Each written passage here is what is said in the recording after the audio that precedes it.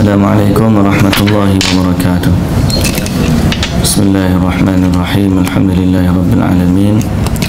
Wassalatu wassalamu ala asyrafil anbiya'i wal mursalin nabiyina Muhammadin wa ala alihi wa sahbihi ajma'in. Rabbi shrah li sadri wa yassir li amri wahlul 'uqdatan min lisani yafqahu qawli, amma ba'd. Alhamdulillah, kita bersyukur kepada Allah Subhanahu wa taala di atas limpahan rahmat dan inayah dari Allah. Kembali kita dalam siri bacaan kita kepada kitab Talbis Iblis. Mudah-mudahan kita ni diberi hidayah dan petunjuk oleh Allah Subhanahu wa taala dalam menjalani kehidupan kita sebagai hamba kepada Allah Subhanahu wa taala. Walau apapun dalam kehidupan ini, cabarannya tetap ada. Cabarannya tetap ada pada setiap manusia, sama ada dia orang yang saleh ataupun orang yang sebaliknya. Syaitan, iblis senantiasa akan datang dan menguji manusia. Sebab itu kita kadang-kadang benda yang berlaku, sebahagian daripada talbis ni kita pun tak sedar. Sebab tu kita kena banyak berlindung dengan Allah daripada gangguan syaitan.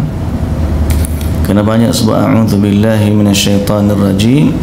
Rabbi a'udzubika min hamazati syayatin wa a'udzubika rabbi an yahdurun. Doakan perlindungan dengan Allah Azza wa Jalla. Baca qul a'udzu birabbil falaq, qul a'udzu birabbin nas, zikir pagi dan petang. Sebab apa, kadang-kadang bila kita baca ni kita tahu rupa-rupanya ni kita ditalbis, ditipu oleh iblis dalam keadaan kita menyangka kita sedang berbuat baik. Jadi kadang-kadang kita pun tak tahu benda tu talbis, tipu daya iblis, sehinggalah bila kita tengok kepada diri kita, ya Allah, rupa-rupanya banyak dah benda-benda baik yang terlepas daripada kita. Jadi insya-Allah dengan bacaan kita terhadap kitab Talbis Iblis, kita nak mempersiapkan diri agar dapat terhindar dari tipu daya tersebut. Dan kita berdoa kepada Allah Subhanahu wa taala agar Allah menjaga kita di atas jalan hidayahnya, sehinggalah kita kembali kepada Allah Subhanahu wa taala. Jalan hidayahnya sehinggalah kita kembali kepada Allah Subhanahu wa taala. Baik, kita baca slow tak apa. Kita ni memang slow pun baca. Kena pula ustaz je baca tu pun slow juga. Jadi 2 kali slow. Tajuknya Talbis Iblis atas ahli ibadah, tapi dalam perkara salat. Dalam perkara salat, betul tak?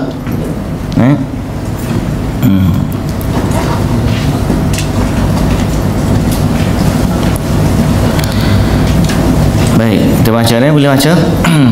Yang bawa buku boleh tengok buku, yang tak bawa buku dia kena hafal lah. InsyaAllah cepat ingat nanti. Di antara yang terkena penyakit was-was, ada yang usai berniat. Kita dah bincang masalah niat.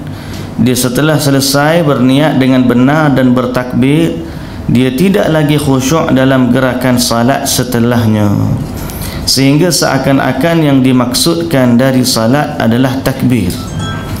Kita dah tengok sebelum ni, kita baca orang was-was soal niat. Allah, Allah, Allah. Dia tekankan masalah niat. Bila dia masuk niat Allahu Akbar, hak lepas daripada tu dia tak fikir. Kata ada tak orang lagi ni? Ada. Dia hanya fikir tentang waktu nak takbir, Allahu Akbar. Dia kira satu-satu ni pergerakan dia. Tapi bila Allahu Akbar dah masuk tu kak, dia pun pergi ke lain.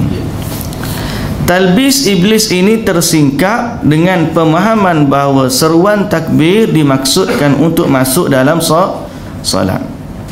Jika demikian analoginya, bagaimana mungkin ibadah yang diidentitikan sebagai sebuah rumah itu diterlantarkan atau disandarkan hanya kerana seorang sibuk menjaga pintunya?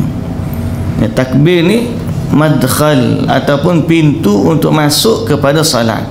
Kenapa jaga pintu tapi tak jaga isi dalam rumahnya? Maka itu talbis.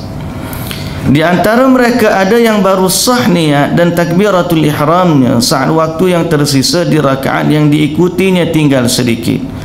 Bahkan bukannya dia langsung membaca Al-Fatihah, malah sibuk membaca doa istiftah serta isti'adzah, sehingga imam terlanjur rukuk sebelum sempat dia membaca surah penting tersebut.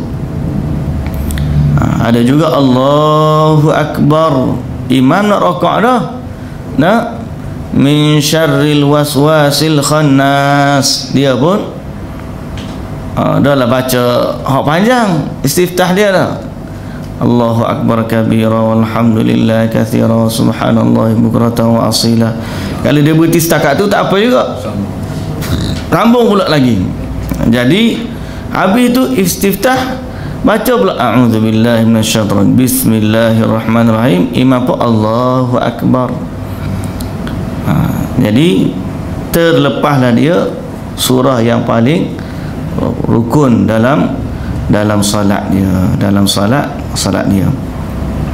Bagi mereka dalam bab masbuk muafiq ni, khilaf tu tetap adalah. Kita bukan nak membicarakan masalah khilaf masbuk dan juga muafiq, tapi kita nak katakan bahawa di saat dia ada kemampuan untuk menghadirkan dan membacakan surah Al-Fatihah dalam salatnya, kalau salat terutamanya salat yang sirriyah, salat yang perlahan, maka sayugianya tidak melepaskan bacaan surah Al-Fatihah.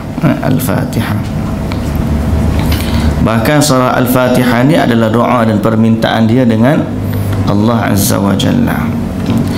Ini juga merupakan talbis iblis, kerana membaca doa istiftah dan isti'adzah adalah sunnah, serta sementara membaca Al-Fatihah yang dia tinggalkan adalah wajib bagi makmum menurut sejumlah ulama. Maka sayugianya tu sepatutnya lah, sebaik-baiknya Al-Fatihah tidak ditinggalkan demi dua bacaan yang sunnah tadi. Lebih baik kita dahulukan Al-Fatihah bagi pendapat mereka yang wajib membaca Al-Fatihah di belakang imam. Ibnul Jauzi rahimahullah berkata, saat masa kecil aku pernah salat di belakang syekh kami Abu Bakar Ad-Dinawari, seorang ahli fiqh. Satu hari dia melihat aku melakukan perbuatan ini, maka dia menasihati anak anda.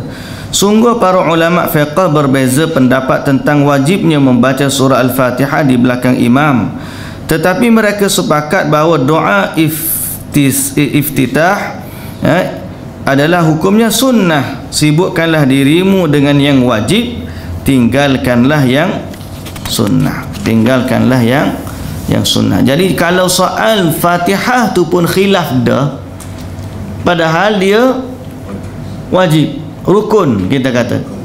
Kenapa dia khilaf? Sebab ada perintah daripada Nabi SAW dan ada perintah daripada Allah Azza wa Jalla, wa idza quri'al qur'anu fastami'u lahu wa ansitu, diam, la'allakum turhamun. Bila dibacakan Quran, dengar dan diam. Sehingga Nabi SAW bila salat dengan para sahabat, para sahabat sebahagiannya baca surah selepas daripada Nabi baca Al-Fatihah, kemudian Nabi tegur mereka, la taf'alu, jangan buat begitu. Sehingga khilaf dalam masalah kecuali Al-Fatihah. Mereka cerita meninggalkan Al-Fatihah tu khilaf, ataupun baca Al-Fatihah khilaf, sedangkan dia ni rukun. Tiba-tiba benda ni adalah benda sunat saja. Doa iftitah benda sunnah.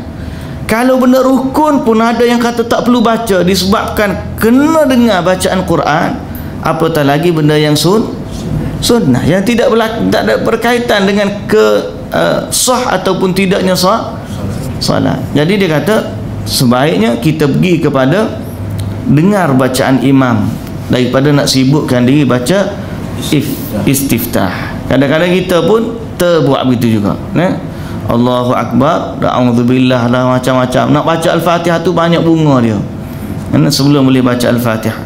Jadi talbisnya di mana? Talbisnya kita nak tengok mana yang lebih aula.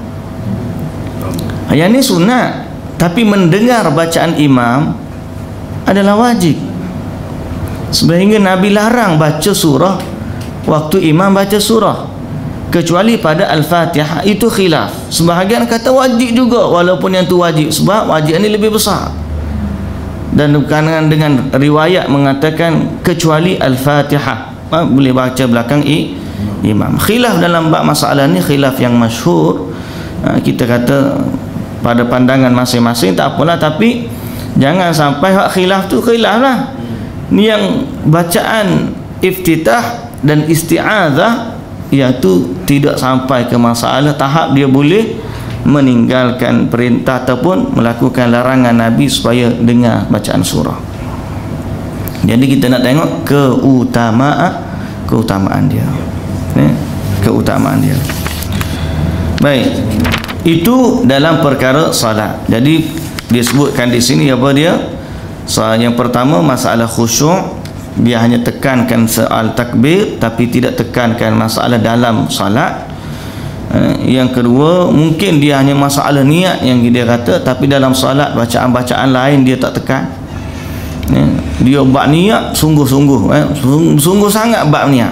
Tapi bab bacaan doa dalam sujud, bacaan doa selepas salam, selepas tasyahud sebelum salam, bacaan dalam rukuk, penghayatan makna dia dan sebagainya. Banyak lagi isu-isu yang, tapi biasanya orang terlibat dengan was-was, dia hanya jaga was-was bab tu je, dia tak was-was pun bab-bab lain tu. Jadi dia telah melepaskan perkara tersebut. Baik, itu yang kedua. Yang ketiga, mendahulukan benda-benda sunat yang ada dalam salat lebih daripada yang wajib, seperti mendahulukan soal isti'adzah dan juga iftitah atau istiftah berbanding surah Al-Fatihah. Surah Al-Fatihah. Baik.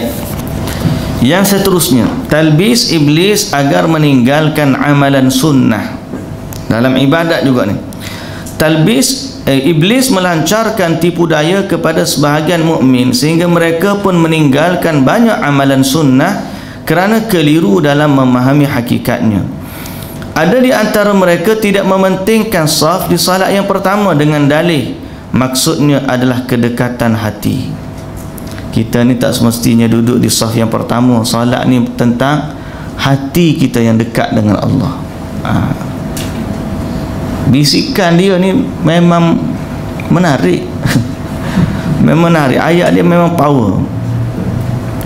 Ada pula yang tidak mahu meletakkan tangan kanan atas tangan kiri, yakni bersedekap ketika salat dengan dalih, aku tidak suka menampakkan khusyuk yang tidak aku rasakan dalam hatiku.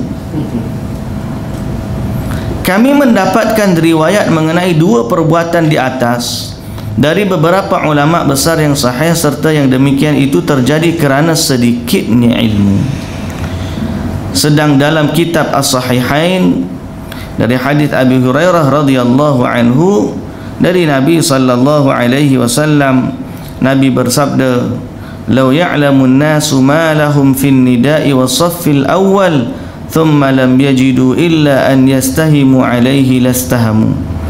Seandainya manusia mengetahui keutamaan yang akan didapati kerana memenuhi panggilan azan dan berada di saf yang pertama, kemudian mereka tidak mendapatkannya kecuali dengan melakukan undian, nescaya mereka akan mengundi. Adapun dalam riwayat Imam Muslim juga dari Abi Hurairah radhiyallahu anhu disebutkan bahawa Rasulullah sallallahu alaihi wasallam bersabda, "Khairu sufufir rijali awwaluha wa syarruha akhiruha." Sebaik-baik saf lelaki itu adalah yang paling depan dan seburuk-buruknya adalah yang paling belakang. Jadi mereka ditalbis, tak payahlah duduk saf depan. Yang penting hati kita khusyuk dah okey dah. Bisikan tu okey, tanpa kita pun tak apalah, biar pergi dululah. Bagi orang dululah. Mungkin kita tak kata begitu secara hakikinya, tapi perbuatannya begitu. Sehingga orang lain pergi cucu depan, masuk depan, kita pun kita tengok je dia pergi. Sekali, dua kali, tiga kali. Kita tak ada sensitivity untuk berebut saf yang pertama.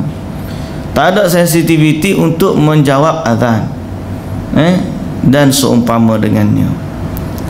Meninggalkannya tu bukan dengan sebab tak nak, tapi sebab ditalbis dengan benda lain, sehingga menampakkan tak apa, kita dah okey dah, masalah hati saf tu tak apalah. Kalau kita tak baca kitab ni, tak rasa kena pukul atas kepala. Sebab apa? Kadang-kadang memang rasa gitu pun. Dia tak? Sehingga orang Arab kadang-kadang bila tengok ada ruang je, dia tolak dia daripada belakang ni, tolak tepi sikit ni, tolak tepi sikit, aku nak masuk tengah. Kita ni siapa perikat, orang tak orang belakang kata naiklah, dia kata sikit apa? Rapat-rapat sikit. Jadi akhirnya saf tu tak rapat, sebab tak ada orang nak memenuhkan saf. Alasan dia sebab apa? Aku ni kalau saf rapat sangat, hilang khusyuk. Khusyuk tu lebih utama. Dia lupa bahawa khusyuk ni didapati dengan menghidupkan sunnah dalam solat. Tapi gitulah manusia ditipu oleh iblis. Tahiyat akhir tak boleh duduk tahiyat akhir, tak boleh duduk oleh sengging, duduklah macam biasa, tak ada masalah. Adapun dalam Riyadhus Shalihin, sungguh meletakkan tangan di atas tangan kiri atau bersedekap itu merupakan sunnah Nabi sallallahu alaihi wasallam, sebagaimana yang diriwayatkan oleh Abu Dawud dalam sunannya bahawa Ibnu Zubair berkata meletakkan tangan di atas tangan itu termasuk sunnah. Satu ketika Ibnu Mas'ud radhiyallahu anhu salat dengan meletakkan tangan kiri di atas tangan kanan. Lalu Rasulullah sallallahu alaihi wasallam melihatnya, maka beliau pun mengubah posisinya dengan meletakkan tangan kanan di atas tangan kiri. Ibnul Jauzi rahimahullah menegaskan, janganlah anda mengira kami berlebihan atas pengingkaran terhadap orang yang berkata maksudnya adalah kedekatan hati, dan nukilan aku tidak meletakkan tangan kanan di atas tangan kiri, meski yang mengatakannya seorang ulama besar, kerana syariat Islamlah yang mengingkari perkataan tersebut, bukannya kami. Bukannya kami. Jadi dia kata takut nanti ada orang kata dia kata maksud yang apa, saf pertama dan sebagainya. Ada yang daripada ulama yang kata tentang permasalahan khusyuk, tentang masalah khusyuk itulah yang lebih utama, dan ada juga yang berpandangan tidak meletakkan tangan kanan atas tangan kiri, walaupun yang mengatakan seorang ulama besar, dia kata kerana syariat Islamlah yang mengingkari, bukan kami. Banyak kadang-kadang bila kita tegur seolah-olah nampak kita tegur, padahal yang sebenarnya dalam bab sunnah sebegini yang menegurnya adalah syariat. Sama masalah bid'ah dan sebagainya. Kita ni menyampaikan, bukan kita yang halang tu. Yang halang mula-mula sekali, first kali yang menghalangnya adalah Rasulullah sallallahu alaihi wasallam. Kita ni menyampaikan, tapi seolah-olah bila kita sampaikan apa kita pula. Ni pokok ni sikit-sikit bid'ah, sikit bid'ah. Siapa yang kata? Yang tak bagi melakukan bid'ah ni Nabi sallallahu alaihi wasallam. Pernah ada yang mengadu kepada Ahmad bin Hanbal, Ibnul Mubarak berkata begini dan begitu. Imam Ahmad menanggapi, dia kata, ketahuilah bahawa Ibnul Mubarak tidak menerima wahyu dari langit. Dalam riwayat yang lainnya terdapat seorang yang mengatakan Ibrahim bin Adham mengatakan demikian. Maka Imam Ahmad menanggapinya, dia kata apa? Apakah kalian datang kemari dan mengadukan hal tadi kepadaku sesudah kalian melewati cabang-cabang jalan? Lewatilah jalan utama. Apa maksud dia tu? Kalian datang kepada aku mengadukan hal tadi kepadaku sesudah kalian melewati cabang-cabang jalan, lewatilah jalan utama. Tentang masalah furu' lah ni. Kita bersepakat dalam masalah usul. Lalulah pada jalan yang utama. Jangan sampai duduk bergaduh masalah kecil sampai perikat jangan Imam Ahmad bin Hanbal jawab lagu mana. Orang datang bawa pandangan begini dia kata kamu nak mari kepada aku nak bincang masalah ni, ikutlah yang utama tadi supaya khilaf-khilaf itu tidak dinampak sebagai besar. Maka dari itu syariat tidak boleh ditinggalkan kerana perkataan seseorang yang diagungkan atau kita hormati. Sebab bagaimanapun juga syariat lebih agung daripada dia. Kesalahan manusia dalam penafsiran wajar terjadi kerana mungkin ada hadis-hadis yang belum diketahuinya. Okey. Dia kata apa nota kaki di sini? Ini merupakan pembelaan Ibnul Jauzi bagi orang yang beliau nyatakan tersalah. Sebenarnya menyalahkan orang tidak berkonsekuensi bahawa orang itu telah berdosa sebagaimana sering disalahfahami banyak orang. Jadi dia kata apa ni? Dia kata kesalahan manusia dalam penafsiran terjadi kerana mungkin ada hadis yang belum diketahuinya. Berarti tidaklah maksud salah pendapat itu berdosa. Sebab boleh jadi dia tersalah tapi penafsirannya salah atau ijtihad dia salah dan dia tidak berdosa dalam masalah tersebut, melainkan kalau dia ni memang mengatakan perkataan yang bertentangan dengan nas-nas yang nyata. Iblis juga menyebarkan talbis kepada sebahagian orang muslim yang salat terkait dengan makharijul huruf. Akibat nyata yang nampak itu anda melihatnya mengucapkan alhamdu terus menerus begitu, maka dia keluar dari aturan dan tata cara salat yang sah sesuai syariat sebab dia mengulang-ulang kata alhamdu tersebut. Okey.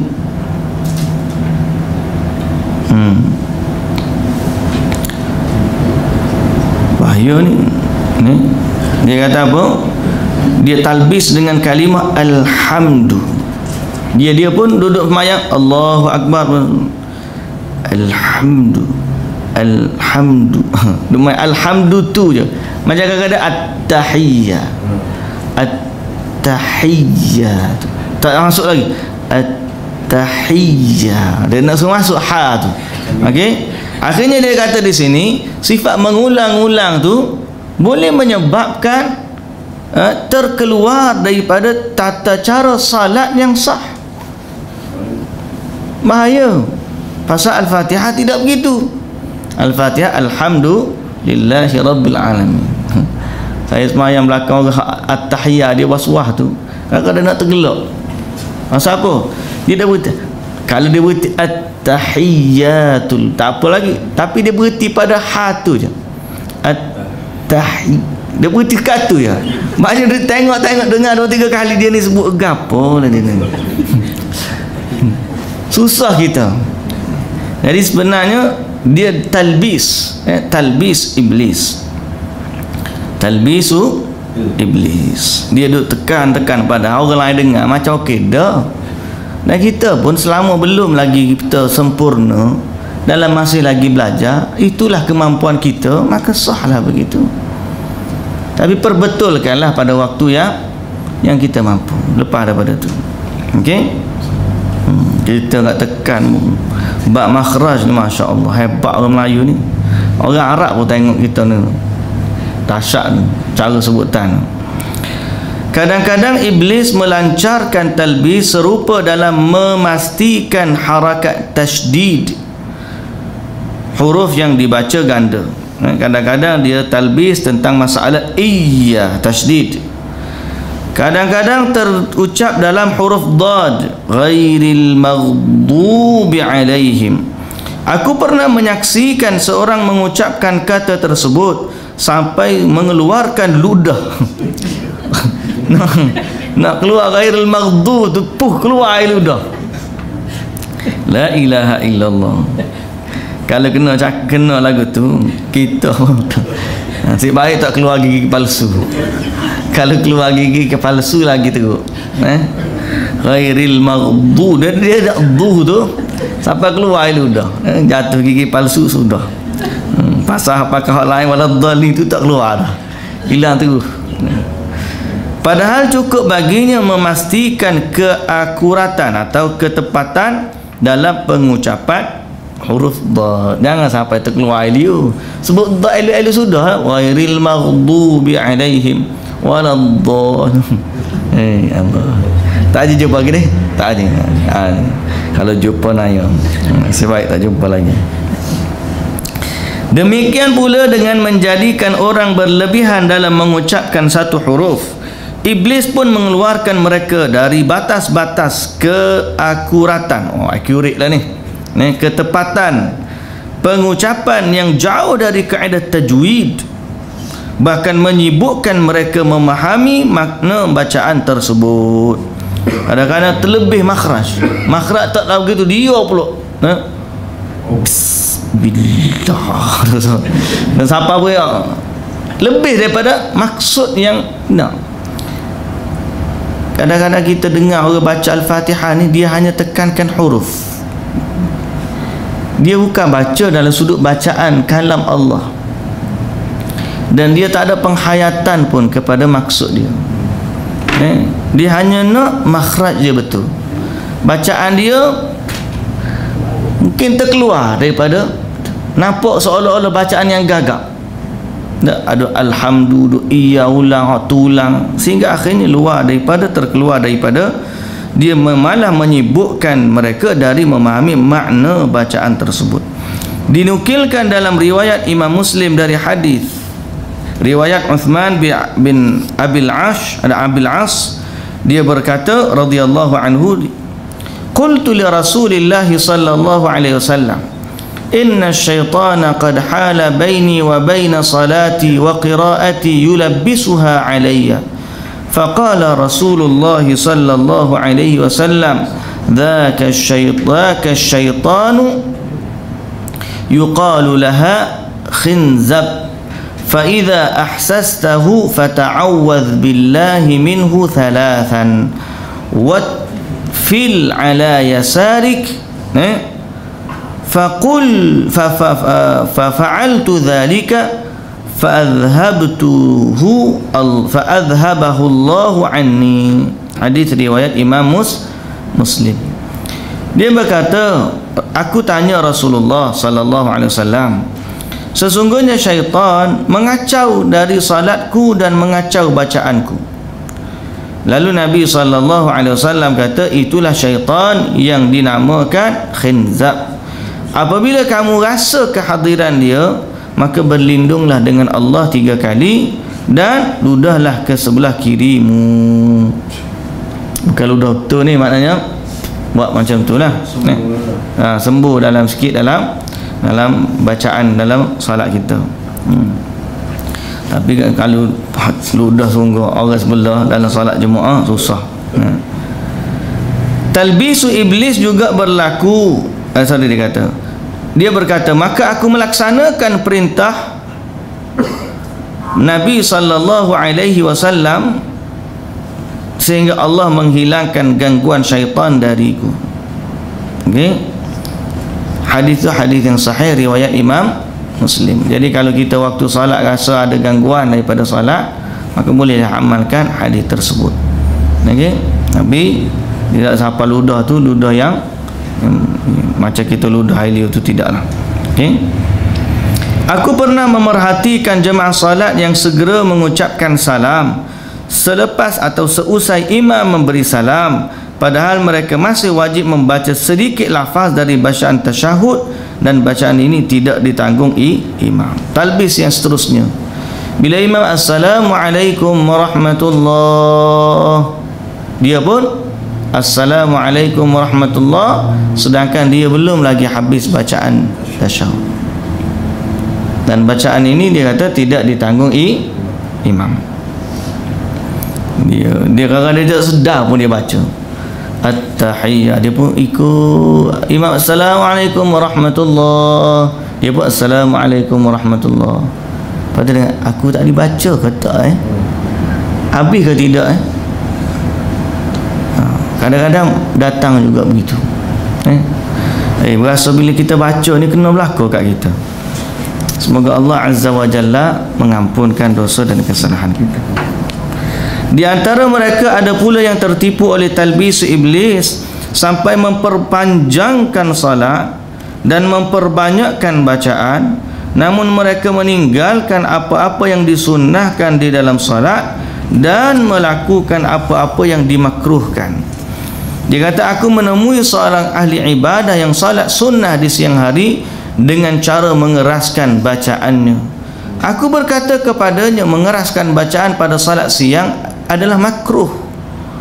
Lalu dia kata, aku sedang mengusir rasa mengantuk dengan membaca lantang.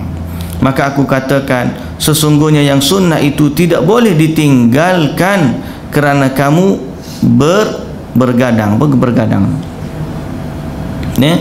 Jika kamu mengantuk, tidurlah. Jika kamu mengantuk, tidurlah. Okey. Mana bacaan yang sunnah itu tidak boleh ditinggalkan hanya kerana kita nak buat nak diri lama. Jika kamu ni mengantuk, tidur. Itu sunnah dia. Tapi dia ni duk tahan sampai dia buat benda meninggalkan sunnah, baca bacaan yang keras dalam solat siang. Kalau solat malam tak ada masalah. Ni solat siang.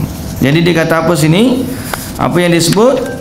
Mereka memperpanjangkan salat atau meninggalkan apa yang disunatkan. Kerana nak salat panjang, dia mengantuk pada siang, dia baca salat yang panjang. Okey? Dia baca bacaan yang panjang sehingga dia mengeraskan bacaan. Sedang bacaan siang hari itu makruh.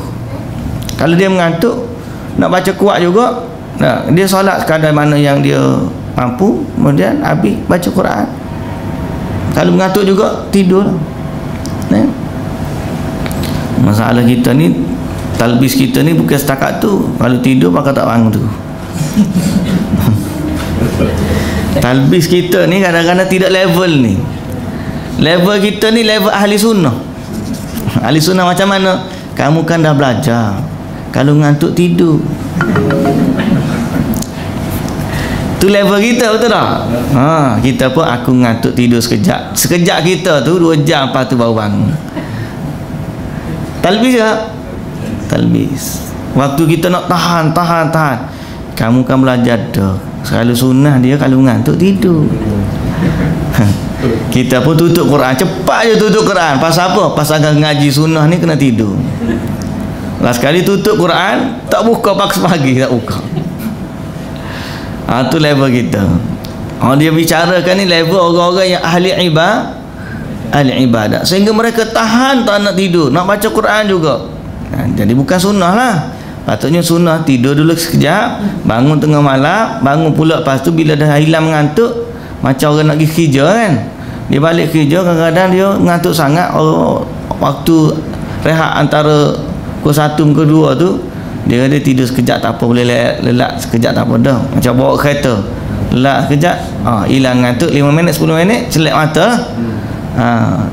Waktu bawa kereta jadi, waktu balik kampung pun jadi. Tapi waktu solat malam tak jadi. Tidur dulu sekejap, ambil sunat dulu. Sunat. Baik. Jadi kita kena tipu dalam bab tu. Talbisu iblis agar memperbanyakkan salat malam. Iblis mengaburkan hakikat talbisnya atas ahli ibadah sehingga mereka memperbanyakkan salat malam. Bangun awal dah malam tu, solat. Dia lebih senang salat malam dan salat duha daripada salat wajib, sampai dia tertidur menjelang fajar sehingga luput dari salat wajib. Salat kadang-kadang memang tak nak tidur pun. Dia pun kata Nabi SAW sebelum antara tahajud Nabi witir dengan salat subuh, Nabi ada baring sekejap. Betul tak? Dengan di sunnah macam tu kan. Nabi ni Lepas daripada solat qiyamul lail, mana-mana dia baginda rehat dulu sekejap. Ada waktu gap antara tahajud dia dengan subuh dia.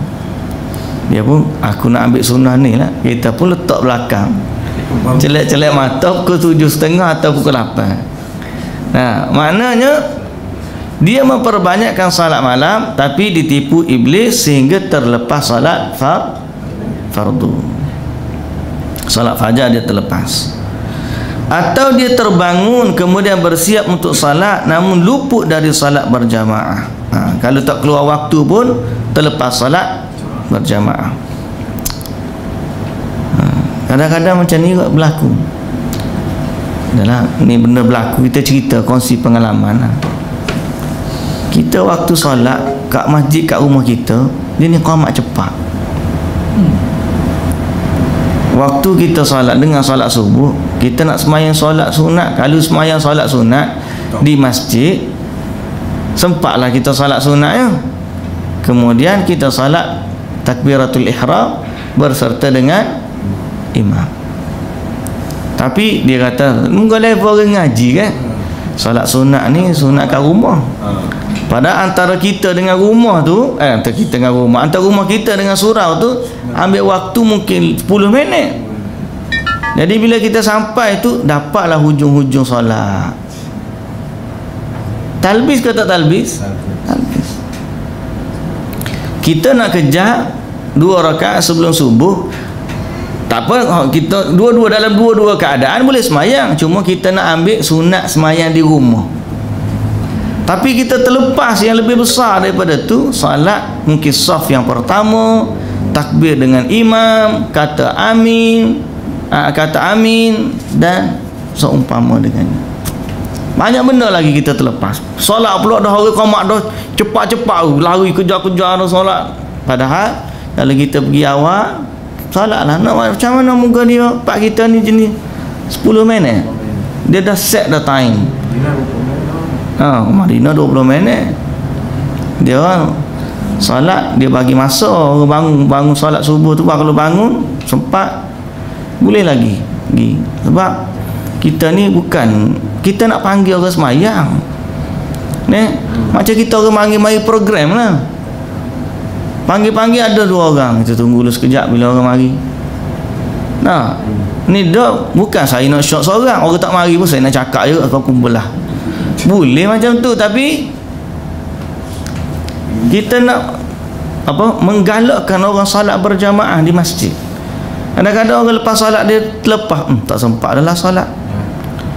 Padahal kalau dia sedar salat subuh, tiba-tiba sedar. Ini orang awam, kita tak cerita orang-orang yang memang ahli ibadah, memang dia bangun salat malam dan sebagainya. Dia kadang-kadang manusia ni kita meraihkan banyak lapisan daripada masyarakat. Ada pula contoh kalau kita kata dia nak salat, dia nak zikir kuat dan sebagainya. Orang kata, bagilah orang ada masuk belakang tu, dia nak salat, nak khusyuk juga. Dia boleh jawab, siapa suruh dia datang lambat?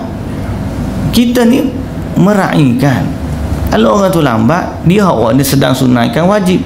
Kita zikir kuat ni, zikir lepas salat ni sunat. Jagalah hak dia lebih utama. Jadi talbis tu berlaku dalam banyak keadaan situasi. Sehingga kadang-kadang kita terlepas pandang. Kita terlepas pandang. Walaupun betul sunat ambil wuduk dari rumah pergi solat. Sunat di rumah sama. Tapi kalau kita solat di rumah, kadang-kadang tak sempat. Melainkan memang seorang tu memang kita dah tahu dah. Lagi kita tak mari, dia tak qamat, tak apa.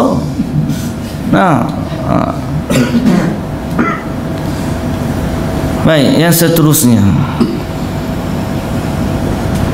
Atau dia akan bangun di pagi hari dalam keadaan malas, sehingga tidak boleh bekerja untuk mencari nafkah bagi ahli keluarganya. Bangun sampai solat malam, sampai siang harinya lemah dan letih, tak payah lagi cari kerja, malah cari kerja. Padahal mencari nafkah untuk ahli keluarga adalah wajib. Nampak tak? Aku pernah melihat seorang syekh ahli ibadah yang bernama Husain Al-Qazwini. Ketika siang hari dia sering berjalan kaki di Jami' Al-Mansur. Aku menanyakan hal rutin itu, lalu dia menjawab agar dia tidak tidur. Maka ditegaskan bahawa ini adalah kejahilan terhadap syariat dan akal yang sihat. Sedang Nabi SAW kata, inna li nafsika alaika haqqa faqum wa nam. Sesungguhnya dirimu memiliki hak yang engkau harus penuhi, maka kerana itu bangunlah dan tidurlah. Bangunlah, makna bangunlah untuk salat, dan kalau kamu mengantuk tidurlah sekejap. Tapi kita ingat, kita sedang berbicara tentang ahli ibadah yang ekstrim dari sudut, makna ekstrim bukan melampau dari sudut rajinnya dia, sehingga tak tidur, tak makan, mungkin tak minum. Adapun kita ni ekstrim pada sudut rehat dia tu. Sehingga kalau nak baca Quran, baca 2 muka surat, ngantuk dah. Masa tu bangunlah. Yang orang ni supaya tak tidur, memang malam pun dia tak tidur. Kita ni kadang-kadang rasa mengantuk tu hadir disebabkan terlebih tidur. Dah. Ya ke? Tidur lebih ni menyebabkan ngantuk. Tambah letih. Kurang tidur pun mengantuk, lebih tidur pun mengantuk. Betul? Tak aja tidur. Orang soleh raka sini ni. Jadi kalau kita terlebih tidur kan, nak bangun payah lepas tu bangun. Terlebih tidur. Kalau tidur siang lah contohlah. Berapa lama makin lama. Kalau bangun, kalau dah tidur cukup waktu dia, bangun, okey. Kalau sambung tidur balik, lepas daripada tu susah nak tidur. Susah nak tidur pula lah. Susah nak bangun. Okey. Jadi sampai dia buat ibadat sampai tak bangun kerja, sedangkan mencari nafkah untuk keluarga itu wajib. Dalam riwayat yang lain disebutkan bahawa baginda pernah bersabda, alaikum hadiyan qasidan fa innahu man yushadda hadzal din yaghlibuh.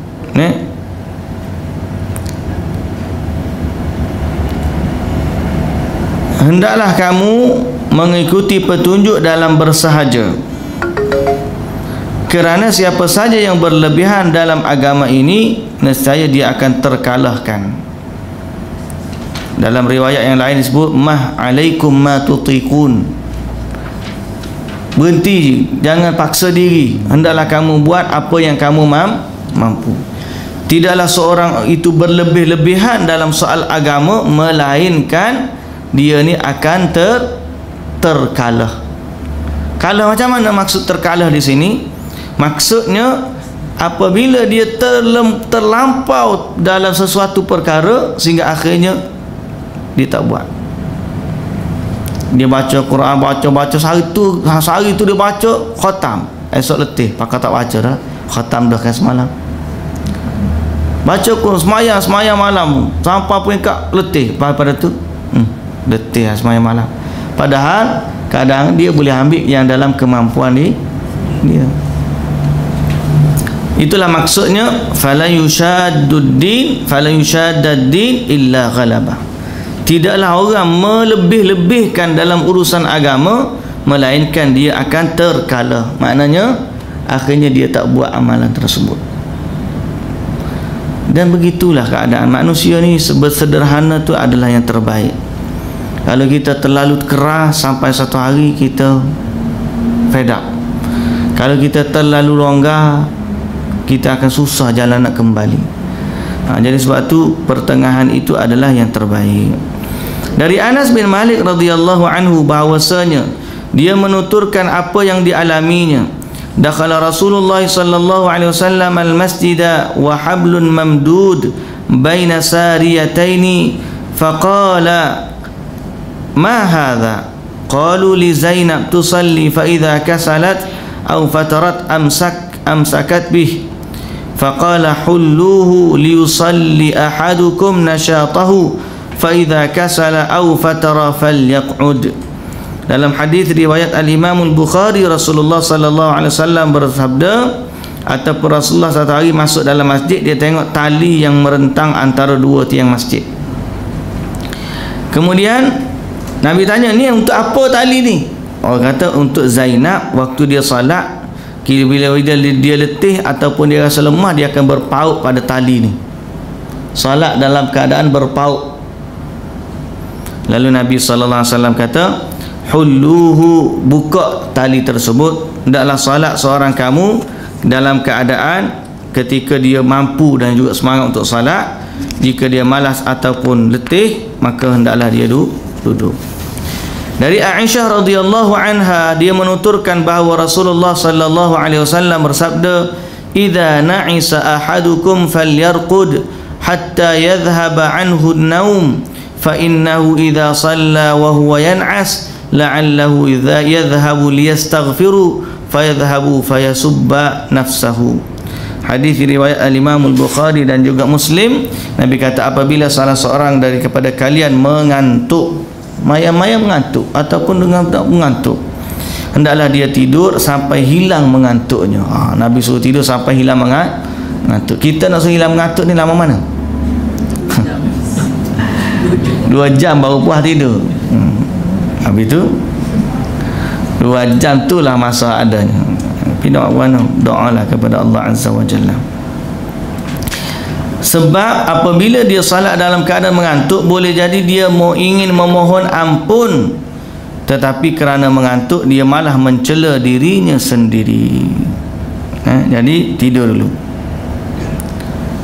Adapun kejahilan terhadap akal sihat, kerana tidur itu cara mengembalikan kesegaran tubuh yang telah lemah disebabkan aktiviti rutin. Ketika seseorang tidak mau tidur padahal pasti memerlukannya, maka ia terdampak buruk terhadap badan dan akalnya. Kita berlindung kepada Allah dari tindakan yang bodoh ini.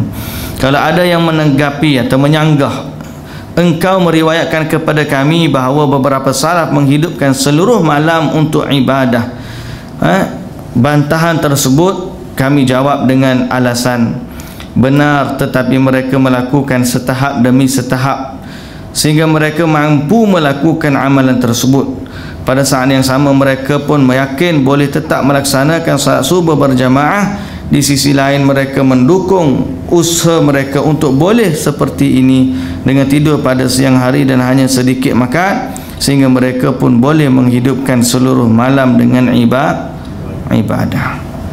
Okey. Jadi yang dia kata ni bukanlah maksud melarang orang yang rajin daripada ibadah, tidak. Cuma dia kata lakukanlah satu tahap demi satu tahap. Betul ada orang yang tak tidur waktu ibadat, betul. Tapi bukan semua orang lah. Jadi dia kata di sini, kalau begitu kamu juga yang cerita orang salaf tak tidur. Dia kata boleh, betul. Tapi mereka sendiri pun bermula daripada tahap tidur dulu, sehinggalah dia dah rasa asyik dah, seronok dia ibadat, kemudian baru dia rasa as-salatu khairun minan naum, salat itu lebih baik daripada tidur.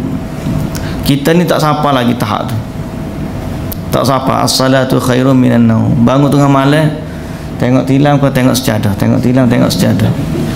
As-salatu khairun minan naum. Okey. Tidur balik juga. Tak sampai tahap tu juga. As-salatu khairun minan naum. Baik.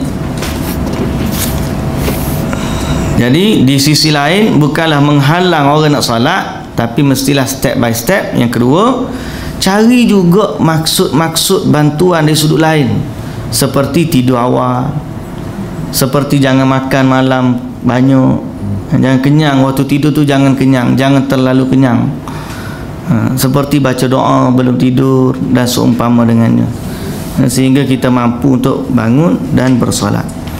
Di samping itu kami belum pernah mendengar bahawa Rasulullah sallallahu alaihi wasallam menghidupkan seluruh malam untuk salat, sehingga sunnah baginda lah yang wajib diikuti. Iblis melancarkan talbis kepada beberapa orang yang gemar salat malam dan membicarakan amalnya ini di siang hari. Misalnya pendapat salah seorang dari mereka berkata, muadzin fulan mengumandangkan azan tepat waktu. Dia berkata demikian agar orang-orang tahu kalau saat itu dia sudah bangun. Kadang ada juga orang talbis dia bukan sudut amalan dia, talbis dia pada sudut apa yang ada selepas amal. Rajin buat itu dah, tapi selepas amal tu dia telah menyatakan sesuatu yang merosakkan amalan dia. Itu talbis. Kadang-kadang dia tanya tu nak suruh nampak dia sebenarnya. Tak dengar azan apa kita tadi? Tahu siapa azan? Tahu aku talbis. Okey. Sikap seperti ini andaikan pelakunya selamat dari riya, setidaknya akan mengubah catatan amalan tersebut, yakni dari amalan yang semula dikerjakan secara rahsia sehingga menjadi amalan yang dikerjakan secara terang-terangan, sehingga amalnya pahala amalannya pun berkurang. Baik. Kita pergi sikit lagi. Talbis iblis pada masalah salat malam dah. Sekarang ini talbis iblis pada ahli ibadah dalam perkara berkaitan dengan baca Al-Quran. Berat juga kita ni. Berasa macam okey je, tapi bila baca ni Allahu Akbar. Talbis iblis dilancarkan kepada seorang yang terbiasa menyendiri di masjid untuk mengerjakan salat dan secara umum beribadah di dalamnya, seperti membaca atau mengajarkan Al-Quran. Kebiasaan positif ini menjadikan orang itu terkenal sebagai ahli ibadah, lalu orang pun menemuinya bermakmum kepadanya sehingga keadaan dirinya tersebar luas di tengah masyarakat. Padahal ini bahagian talbis iblis yang harus diwaspadai. Buktinya mereka yang telah dicap sebagai ahli ibadah tadi menjadi semangat beribadah kerana mengetahui apa yang mereka lakukan akan didengar oleh orang dan mendatangkan pujian. Zaman dulu orang bincang masalah ni siapa begitu. Zaman kita ni buat ibadat post lagi dalam Facebook. Okey, post dalam Facebook, lepas tu selepas mayat duk jawab pula Facebook tu. Kalik pula update hari ni duk mana. Musibah. Dia 10 akhir 10 awal Zulhijjah ni kena ada keazaman. Kita dah sebut dah sebelum daripada ni dekat kuliah surau Kuartes. Kita sekarang ni berada pada waktu yang sangat istimewa. Dalam setahun inilah waktu paling istimewa. Bila 10 awal Zulhijjah. Hari ni berapa Zulhijjah? 3. Hari Rabu, Khamis, Jumaat, Sabtu. Hai. 4 dah. Hari Rabu 1 kan? Rabu hari ni dah 4 dah. 5, 27, 5, 26, 6. Iyalah, betul lah. Sekejapnya 4 hari. Dalam 4 hari ni baca Quran banyak mana dah? Sudah. Nak jawab payah tu. Betul tak? Kebiasaan positif ini menjadikan orang itu dikenal lalu ahli ibadah. Orang pun duk puji-puji dia, akhirnya mengganggu niat dia. Sungguh sedemikian bertentangan dengan hadis maupun asar dari generasi para sahabat. Nabi SAW bersabda, fa inna afdala salatil mar'i fi baiti illa salatal maktubah. Sesungguhnya salat yang paling utama adalah di rumahnya kecuali salat fardu. Baru kita sebutkan tadi. Okay? Amir bin Abi Qais tidak suka seorang melihatnya mengerjakan salat sunat, maka dia pun tidak melakukan ibadah ini di masjid. Dia buat itu atas dasar tu. Ibnu Abi Layla saat tengah menunaikan salat sunnah, orang menemuinya maka dia segera berbaring. Oh, alah, macam cerita apa tu, Piramli demam tu. Hak sehat tu nak minta derma Haji Bakhil lah. Cerita Haji Bakhil. Nah, bila orang datang derma ya tu demam, duduk dalam selimut. Tapi dia ni bila orang datang, kalau dia tengah salat, dia baring. Supaya apa? Tak nak nampakkan bahawa dia sedang salat. Sampai begitu. Kita ni dengan sejadah-sejadah lagi ada depan, tak lipat tu. Bahasa apa? Nanti biar dia tengok aku semayang mana. Sudah. Astaghfirullahaladzim. Iblis melancarkan talbis kepada beberapa ahli ibadah yang menangis di tengah orang ramai. Tangisan tersebut akan sulit sekali untuk ditahan jika sudah biasa dilakukan. Maka siapa saja yang mampu menutupinya namun malah menampakkannya, berarti dia sengaja berbuat riya. Allahu Akbar. Dari Asim bahawasanya dia bertutur, jika Abu Wa'il salat di rumahnya, nescaya dia menangis. Namun apabila dia diberi segala kesenangan dunia dengan syarat menangis di hadapan orang lain, nescaya dia menolak dan tidak akan mau melakukannya. Okay? Sebahagian orang dia memang ahli menangis, tapi di saat orang suruh menangis depan khalayak dengan upah atau nak bagi harga dan sebagainya, kena istighfar banyak kita ni. Pasal apa? Di saat kita bersendirian, kita tak menangis bagaimana kita menangis di khalayak ataupun dalam keadaan ramai-ramai. Dalam salat berjamaah kita menangis, tak imam menangis, kita pun menangis. Tak, bapa tak imam menangis, kita pun tak tahu. Aku menangis sebab tak imam menangis. Tapi salat sendiri, kita tak pernah menangis kepada Allah Azza wa Jalla. Ayyub As-Sikhtiyani, apabila tiada kuasa menahan tangisannya sementara terdapat orang lain dekatnya, dia akan berdiri dan segera pergi. Astagfirullah. Iblis telah menipu beberapa ahli ibadah dengan talbis yang menyesatkan, sehingga anda melihat mereka rutin mengerjakan salat siang malam, namun enggan berusaha mengubat penyakit hatinya serta tidak memperbaiki pola makannya, padahal memperbaiki keduanya lebih utama dari beribadah sunnah. Dengan ni ahli sunnah ni. Okey? Ya rahamukallah. Dengan ni ahli sunnah ni, bahawa iblis dia kata menipu beberapa ahli ibadah dengan talbis yang menyesatkan, sehingga anda melihat mereka rutin mengerjakan salat siang malam, rajin salat siang malam, namun enggan berusaha mengubati penyakit hatinya dan tidak memperbaiki pola makannya. Satu masalah hati, satu masalah makan. Ya ni ahli sunnah ni kalau update Facebook kena makan dia. Siapa tu? Tak tahu. Tuan jawab sendiri ya. Update je tengah makan, update je tengah makan. Pola apa tu? Makan dia. Sedangkan kita sebut antara perkara yang membantu untuk kita salat ialah tidur dalam keadaan tidak terlalu kenyang. Saya kata kat saya bukan orang lain, jangan terasa. Mohon jangan terasa orang lain. Pasal apa? Sebab kita banyak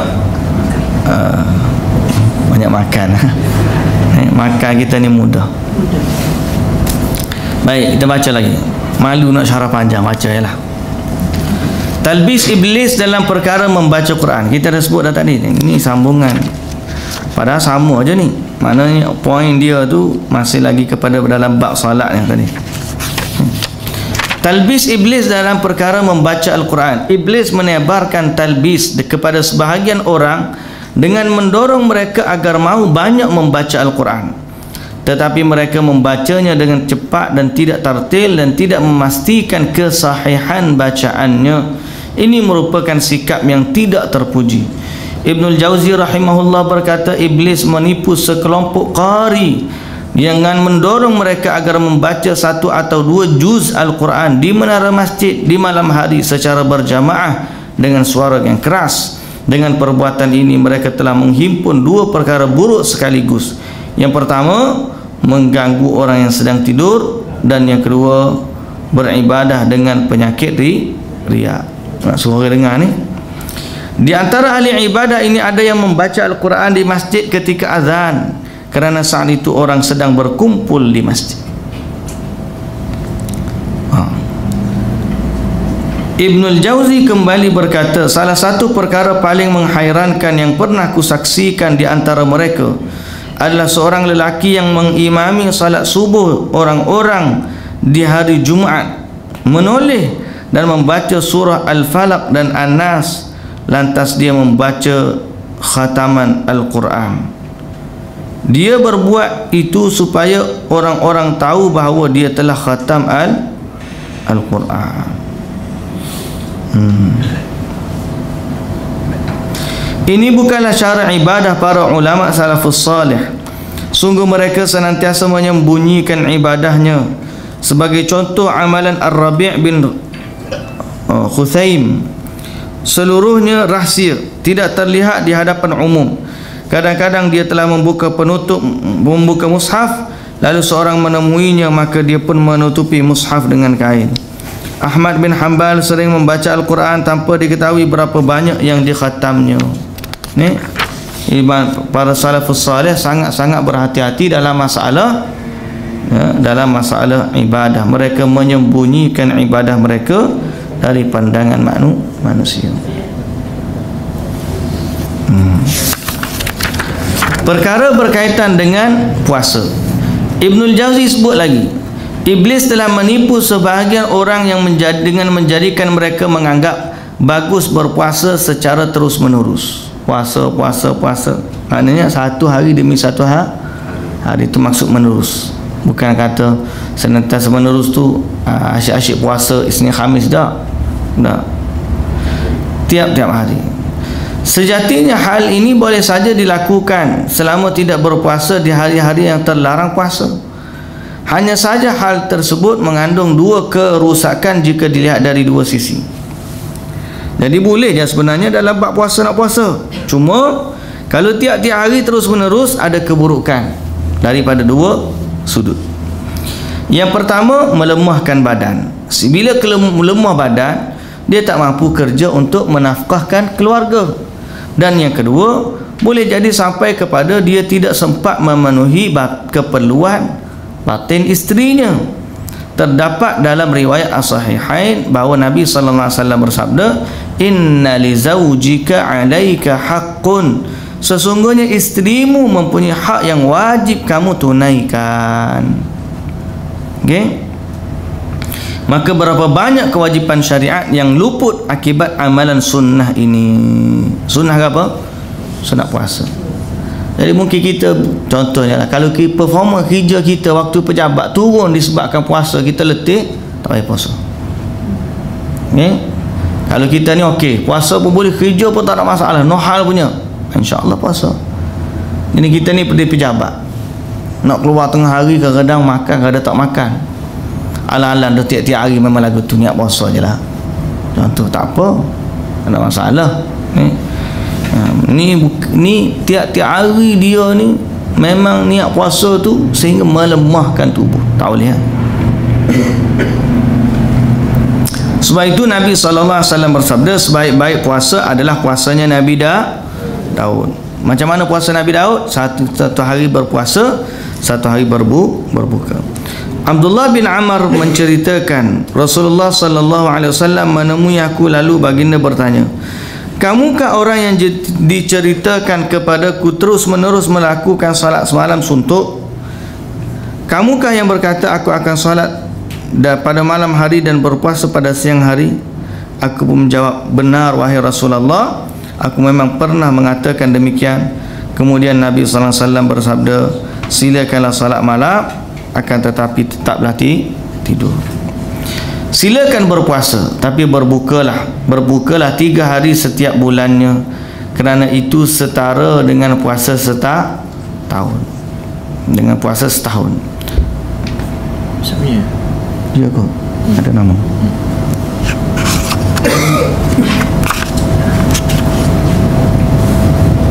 Baik.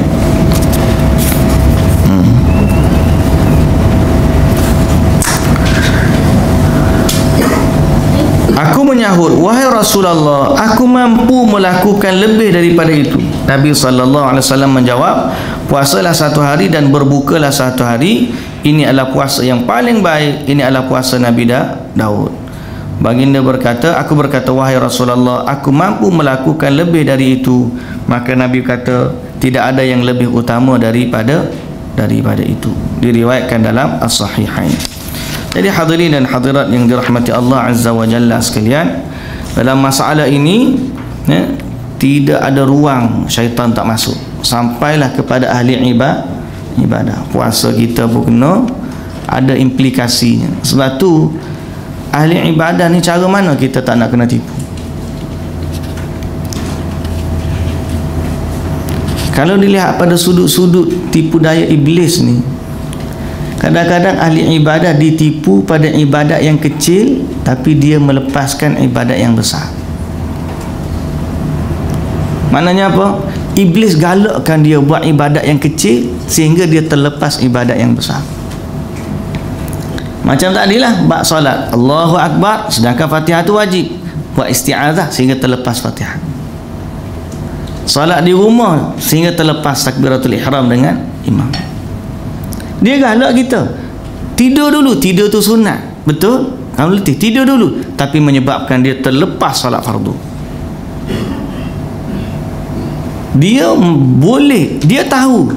Sebab tu bagi ahli ibadah tidak ada yang boleh menyelamatkan dia daripada talbis, melainkan dia kena belajar apa yang Allah Azza wa Jalla suka. Orang beribadah dalam keadaan tahu jauh lebih baik dari orang yang beribadah dalam keadaan tak tahu. Sebab apa? Sebab mereka kejar benda yang lebih utama.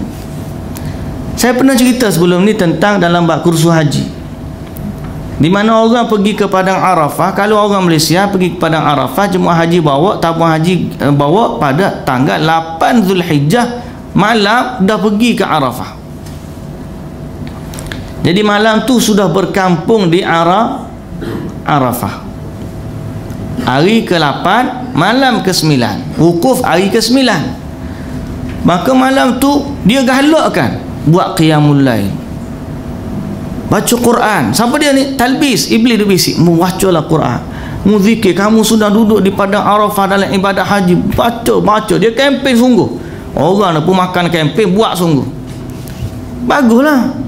Subuh okey lagi. Lepas subuh ada forum lagi.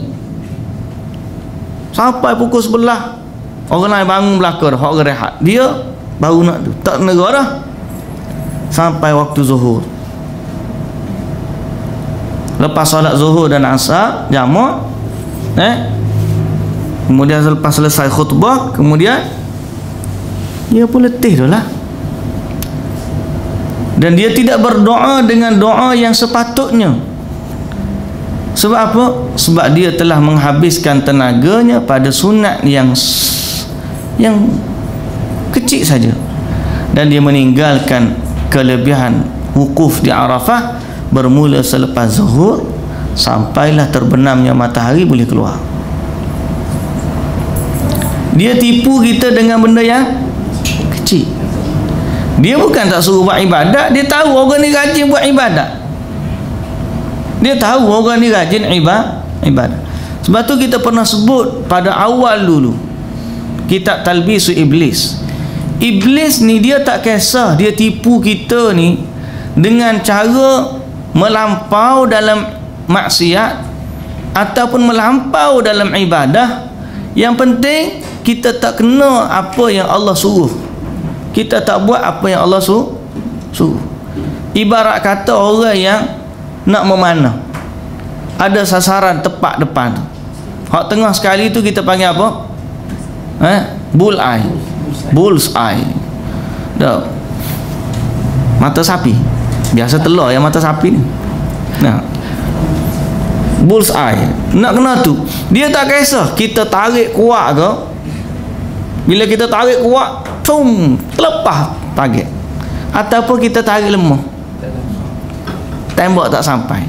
Dalam dua-dua keadaan kita tak kena apa yang kita nak. Itulah talbis. Kadang-kadang dia tipu ahli ibadah dengan melemahkan dia, tak payah buat. Kadang-kadang dia suruh buat. Orang pergi Arafah tu malam tu, Allahu Akbar, qiyam, zikir, munajat, tahlil, macam-macam ada.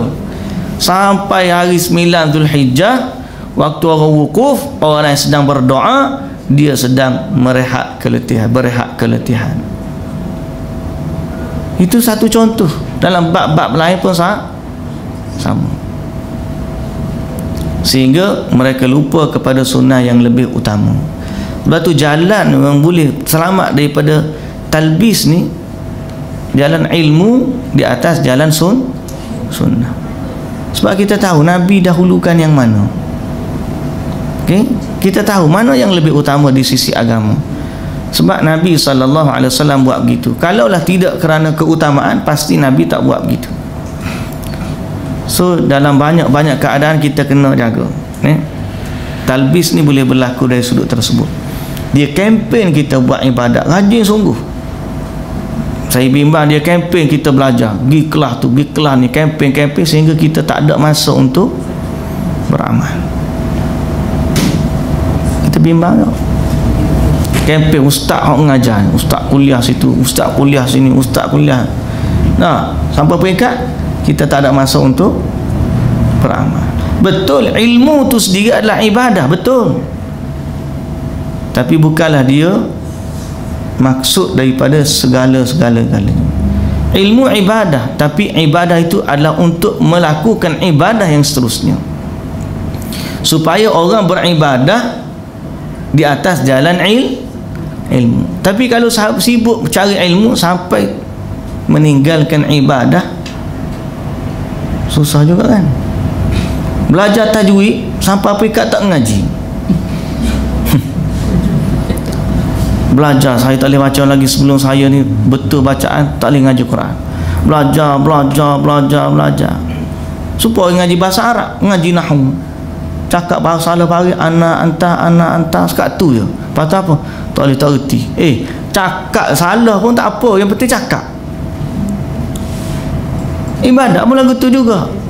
Amal ni buat sebelum saat, sehinggalah kita belajar sikit, kita baiki sikit, kita belajar sikit, kita baiki sikit.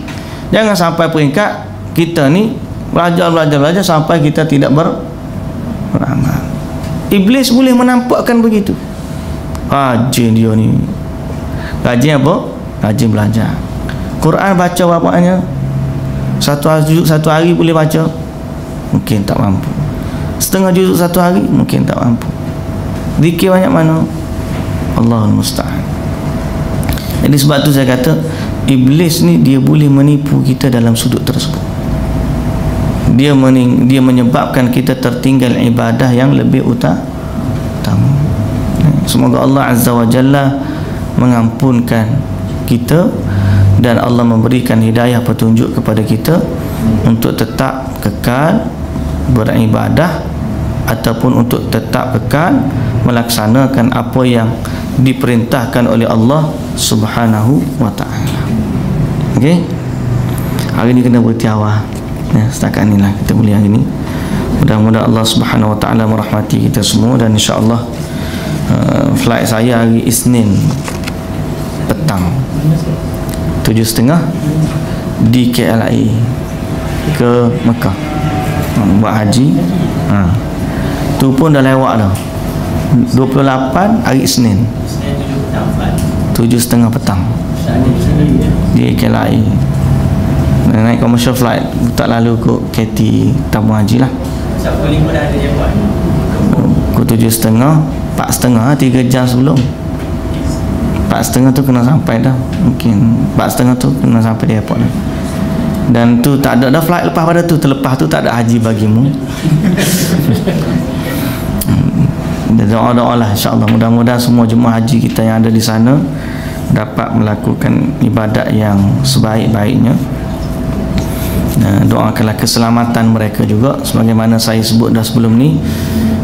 Tahun haji yang paling saya terasa tenang lah pasal tahun lepas lah waktu pergi haji, sebab Iran tak ada. Jadi tahun ni Iran lantar 80,000 jemaah dia, lagi ramai daripada Malaysia.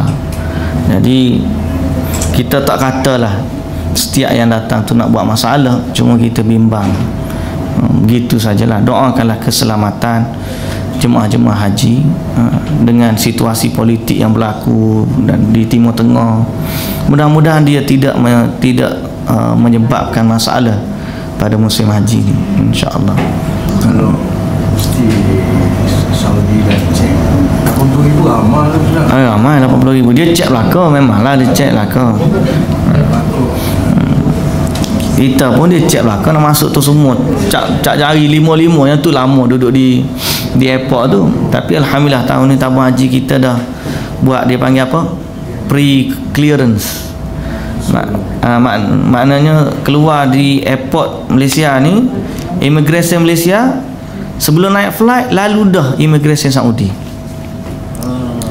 Jadi sampai landing sana tak payah dah lagi cak jari, tu lalu je. Orang lain dia tengah beratur 12 jam tunggu, orang Malaysia 30 minit terus sampai ke bagasi. Sebab kita dah buat pre-clearance ini. Kat sana ada pula nanti buat. Arab Saudi punya pegawai pun dia buat. Itu dia buat. InsyaAllah lah, mungkin diperintis kepada seluruh dunia lah. Sebab haji bila sampai sana susah lah, nak kena tu. Kalau dia boleh jaga setiap negara ni sampai sana, maknanya taklah terlalu ramai. Dan Malaysia yang pertama dan baru bermula berapa hari baru? Baru. Hanya KT yang terakhir ni dapat persetujuan. Yang first tak ada. Saya KLIA saya pun tak tahu macam mana. Kalau KT insya-Allah.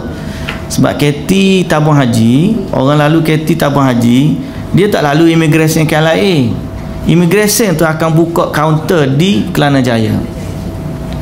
So mungkin yang Saudi tu buka kaunter pun di Kelana Jaya. Mungkin. Saya pun tak pasti ada tak di KLIA yang counter. Sebab kita naik commercial flight. Saya naik commercial flight. Dia yang buat macam tu untuk flight penerbangan haji saja. Penerbangan haji saja. Jadi insya-Allah yang lewat tu akan mudahlah urusan dia. Karena kalau kena tu nak masuk tu, kalau umrah kita dah 3-4 jam. Kalau haji atau umrah kadang-kadang boleh sampai 6 jam. Haji 12 jam. Duduk di tu nak lepas immigration seorang-seorang nak cek 5-10 jari. Bayanglah. Jadi gitulah keadaan dia. Wallahu ta'ala alam. Doakanlah semua jemaah haji kita, mudah-mudahan Allah bagi keselamatan, mudah-mudahan Allah merahmati kita semua. Subhanakallahumma bihamdik, asyhadu an la ilaha illa anta, astaghfiruka wa atubu ilaik. Jadi insya-Allah kelas kita ni kita tangguh untuk bulan September ni. Tangguh 1 bulan tak ada. Saya mungkin balik sekitar dalam 24 lebih lah. Kita mula nanti Oktober lah nanti. Insya-Allah. Wallahu ta'ala alam. Assalamualaikum warahmatullahi wabarakatuh.